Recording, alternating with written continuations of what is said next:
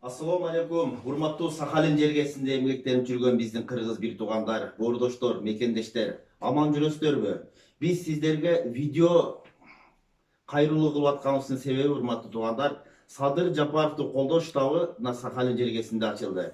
Начальник штаб болуп мына Адик агабыз бүгүн шайланды. Штабтын адреси туугандар Крюкова 57, 208 кабинет, 2-этажда. Gelip байланышка чыгып, Адик агабыз менен сүйлөштүрсаңыздар болот.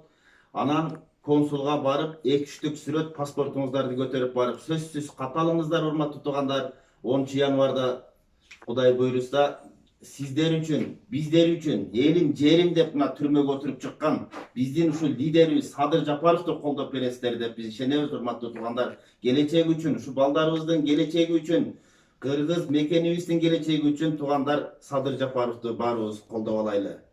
Көңүл бурганыңыздар үчүн чоң рахмат туугандар.